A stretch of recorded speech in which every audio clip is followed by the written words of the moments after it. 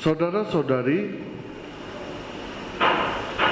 setiap kita di dunia ini yang bernafas, yang mempunyai akal fikiran yang diberikan oleh Tuhan, mempunyai ekspektasi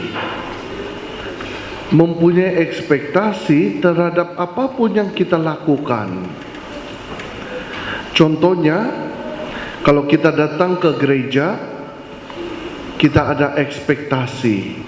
Sama ada ekspektasi itu melibatkan keinginan rohani saya. Adakah saya dipenuhi dengan keinginan rohani saya, ataupun ekspektasi untuk memenuhi tanggung jawab sebagai seorang Kristen, datang ke gereja dan selepas itu saya balik. Setiap kita ada ekspektasi yang hanya kita saja tahu dan tidak perlu kita minta orang lain untuk menghakimi. Tetapi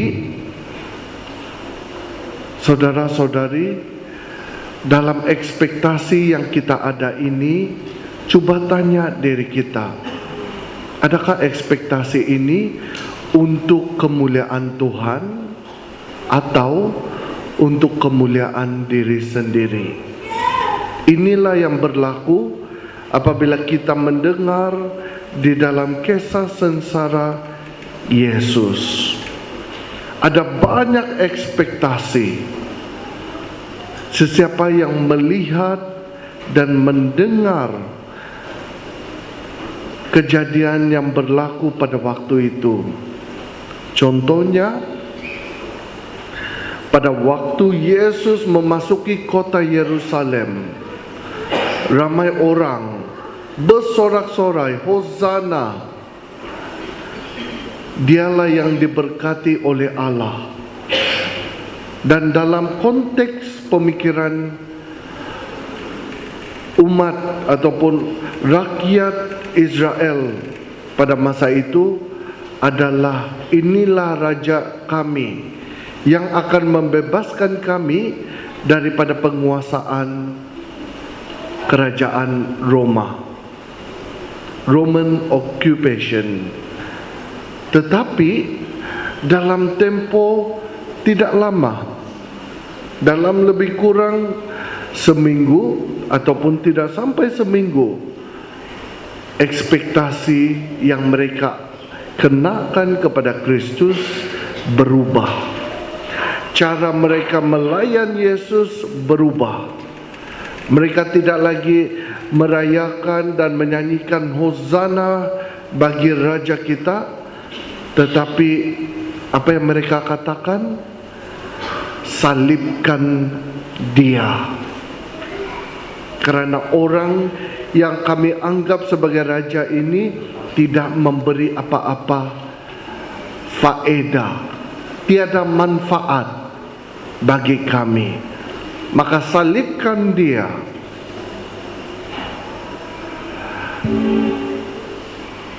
Dan ramai yang kita dengar, ramai karakter ataupun peranan yang kita dengar di dalam kisah sengsara Tuhan Yesus tadi, ekspektasi yang melibatkan para murid.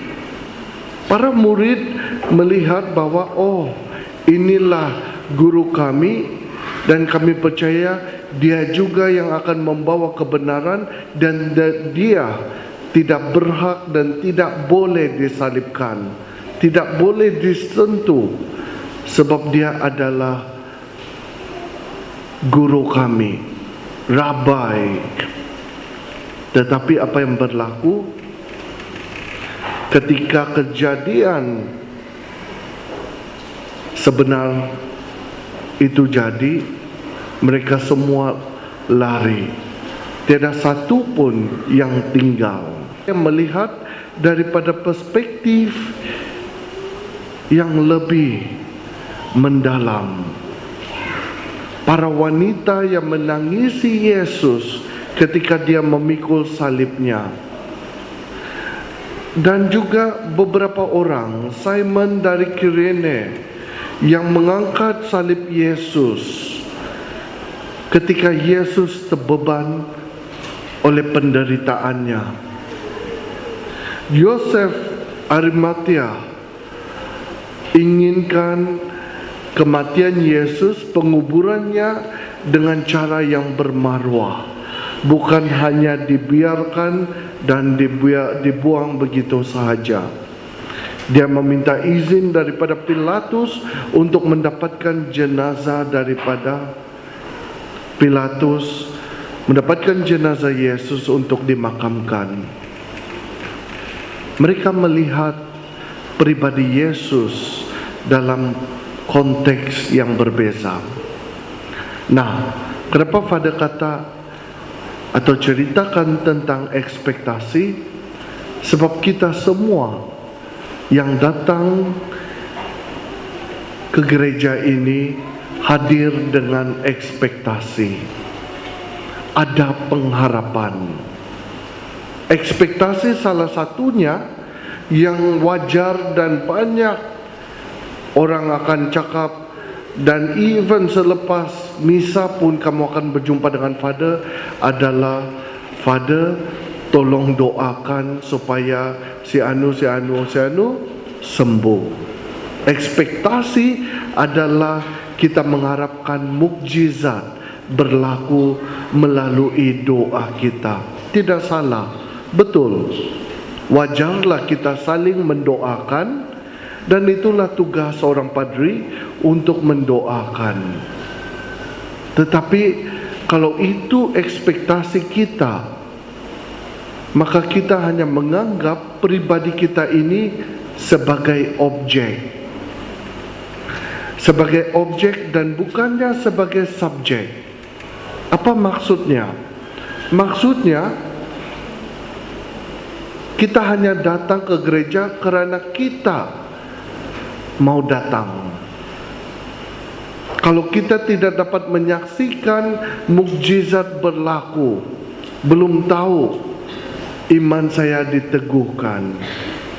Hanya kerana berlaku perubahan dalam hidup yang melibatkan Tuhan, maka saya cuba mendekati Tuhan. Tetapi cuba tanya diri kita, siapa di antara kita tanpa dipaksa, yang terbuka hatinya untuk berdoa, taat setia berdoa, taat setia membaca Alkitab, taat setia membantu, memberi amal kasih, walaupun sekalipun kamu disakiti, sekalipun kamu dikhianati. Itu yang kita renungkan. Tujuan kita berkumpul di sini, saudara-saudari, bukan untuk dihakimi, bukan untuk menghakimi juga. Ramai di antara kita yang berfikir, oh, kalau Father ini yang datang, saya mau pergi sebab syok, homilinya bagus, menarik. Kalau homili Father yang itu kurang menarik, saya tidak mau pergi, saya pergi gereja lain. Jadi tanya diri kita, adakah kita ini objek ataupun subjek?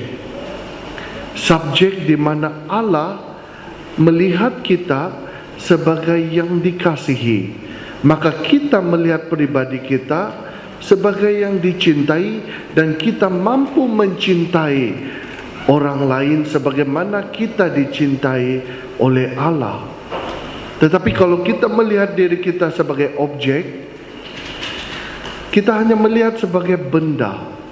Kita melihat orang lain sebagai benda.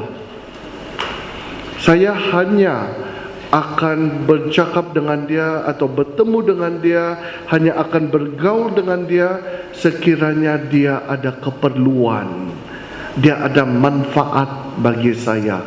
Maka saya bergaul dengan orang-orang yang ada kepentingan sahaja. Tapi bagi orang yang tidak berkepentingan, tiada kaitan dengan hidup saya, kau, saya. Maka apabila Yesus mengatakan memberi dengan sepenuhnya, Yesus mengajak kita bukan dengan teladan, tetapi merenung pribadi kita yang terdalam sekali, siapakah saya di mata Tuhan, dan siapakah engkau Tuhan di mata saya. Kalau kita melihat diri kita sebagai objek yang saya katakan tadi, maka kita akan melihat pribadi orang lain sebagai objek, sebagai bola. Kalau kamu pergi kerajaan, pejabat kerajaan, kadang-kala ada yang mengomplain. Dia kata, oh sabar, kau punya turn belum sampai, kau tunggu dulu. Tapi gereja tidak bekerja atau berfikiran seperti itu. Apabila orang datang kepada kita, kita memberi dengan layanan kasih yang sepenuhnya dan menganggap dia bernilai di mata Tuhan. Bukan kita layan, oh sabar, kau tunggu dulu turn kau sampai nomor kau dipanggil baru kami panggil. Kalau itulah pelayanan gereja, maka kita tidak ada beza dengan dunia. Kita harus berpijak pada dunia, tetapi kita bukan milik dunia. Okay? Kadang-kala, kenapa Father cakap begini? Bagi siapa saja yang bekerja, tidak kiralah kerja kerajaan swasta, dan dimanapun kita melayani, jangan hanya melayani di gereja saja kita bagus, tetapi di tempat kerja kita jahat. Jangan. Di mana-mana pun kita berada, bawalah kasih Tuhan itu bersama dengan kita. Sebagaimana Tuhan melayani kita, begitu juga kita melayani sesama dengan kasih. Kalau Yesus telah mempersiapkan jalan bagi kita menuju kepada kebahagiaan, maka kita juga menyediakan jalan kebahagiaan bagi orang yang memerlukan, bukan menyusahkan. Bukan kamu kata, oh sebentar, sekarang ini waktu rehat, kamu datang jam 2. Apalah salahnya kalau kamu berikan sedikit ruang untuk mendengar dan membantu. Itulah yang kita panggil sebagai kemiskinan. Kemiskinan bukan saja dalam bentuk material. Ramai di antara kamu dan kita berfikir kalau menjadi miskin itu harus miskin secara material, tidak mempunyai apa-apa. Tetapi kemiskinan juga adalah apabila kita sanggup memberikan, kita sanggup sacrifice, atau kita sanggup orang kata berikan masa kita untuk individu-individu yang memerlukan. Sekalipun mungkin pada pandangan manusia kita rugi, tetapi pada pandangan iman kita adalah yang beruntung, karena kita yang dipanggil sebagai Kristus, pengikutnya, sebagai Kristen. Maka saudara-saudari, dalam kita memasuki musim ataupun minggu suci ini, tujuan kita bukan hanya merayakan misteri Paskah, tetapi untuk memahami apakah itu misteri Paskah. Sudah jelas nyata di dalam pembacaan, di dalam Ekaristi yang kita rayakan. Misteri Paskah yang kita rayakan adalah cinta kasih Allah itu sendiri. Maka dengan kita ubah hati kita ubah pikiran kita, cara kita berpikir, cara kita beremosi, Kalau sebelum ini kita cepat beremosi dengan perasaan marah, kita ubah dengan perasaan belas kasih. Kita ubah dengan cinta kasih, dengan kesabaran, supaya kita boleh memahami orang yang berjalan bersama dengan kita dalam apa situasi pun yang berlaku dalam hidup kita dan hidup orang yang berjalan dengan kita. Dan diharapkan dalam minggu suci ini kita belajar untuk mengosongkan diri kita seperti mana Yesus mengosongkan dirinya, empty himself. Kita belajar mengosongkan diri kita untuk membenarkan Tuhan memenuhi kita. Nah, saudara-saudari, apapun yang berlaku dalam hidupmu, pandanglah kasih Allah sebagai kekuatan, bukan kepada dosa, bukan kepada penghakiman, bukan kepada kelemahan kita manusia, tetapi kasih Allah. Itu kekuatan kita. Apabila kamu membawa daun palma, kamu mengibarkan daun palma, apa yang kamu sampaikan simboliknya adalah kedamaian, simboliknya adalah kemenangan, simboliknya adalah cinta kasih, bukan kebencian. Gereja tidak minta kamu bawa pedang, bawa parang, bawa pisau untuk datang ke gereja dan mengibarkan parang dan pisau kamu untuk menghalu-halukan kedatangan raja. Tidak. Yesus adalah Raja Damai, dan dengan kedatangannya dia tidak datang dengan kuda untuk pergi berperang. Dia datang dengan seekor keldai yang pada pandangan manusia adalah binatang yang lemah, yang tidak bermanfaat, tetapi sangat bermanfaat di mata Tuhan, sangat memberi arti di mata Tuhan. Sebagaimana kita semua di sini hadir di gereja ini, kita dipandang Tuhan sebagai yang terutama, yang dikasihi. Jadi jangan pernah merasa diri kita ini kecil dan kerdil. Yang menghakimi diri kita adalah kita sendiri, bukan orang lain. Kita sendiri.